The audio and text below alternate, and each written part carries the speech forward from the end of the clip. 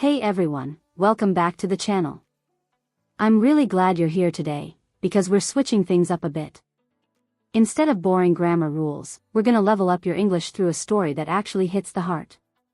You know, the best way to get better at listening and speaking isn't memorizing rules, it's connecting with the language emotionally. And today's story, The Artist in the Attic, is exactly that kind of vibe. But before we jump in, I want to ask you something. Have you ever felt like you left a piece of yourself somewhere in your past? Like it's still there, just waiting for you? Now picture this. For 20 years, David was stuck in a life of solace, inside a dull gray office, totally convinced his childhood dreams were just a fateful mistake he should have left behind. But then boom, a sudden darkness pulls him back to a dusty attic, where he finds out that some passions are so magnetic, you just can't forget them. They just wait for the right moment to flip your life upside down forever. Doesn't that make you curious about what he's gonna find? Alright, let's get into the story. Once upon a time, in a city that literally never sleeps, there was a guy named David. David was pretty quiet, pretty reserved, and for a long time he had been content with his solitary pursuits. Basically, he lived a super routine life, spreadsheets all day, silence all night.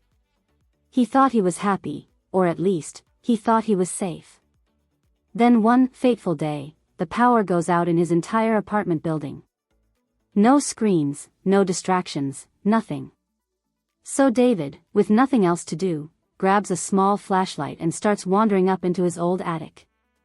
As he moves through the shadows, he notices a corner full of old canvases covered in dust. These were his paintings from 20 years ago, back when he had tousled hair and a warm smile, full of infectious energy. And the moment he sees them, something hits him. His heart begins to flutter. He starts remembering that excitement and anticipation he used to feel every time he picked up a brush. But just like Sarah from our previous stories, David gets hit with nagging doubts and insecurities. He starts thinking, nah, I'm just an office guy now. There's no way I can be an artist again. He even feels like his talent isn't reciprocated by the world anymore. Still, that connection to his art is just too magnetic to ignore. So he picks up a brush. And for the first time in 20 years, he starts painting again. He keeps going all night, all the way until the golden rays of the setting sun hit his canvas the next morning. And in that moment, he realizes something deep. Yeah, seasons change, and yeah, the harsh reality of life gets tough sometimes, but his love for art had endured no matter the distance in time. Eventually, David's work gets discovered. And just like a best-selling novel that captures the hearts of readers, his paintings start capturing the hearts of people everywhere. He realizes his passion was always a bond that transcended time and space. Even though he spent years consumed by sadness or boredom, he finally finds his way back to his first love. Now, did you catch some of those tier 2 words? Let's quickly break down 3 of them. First, solace. That means finding comfort when you're sad or lonely.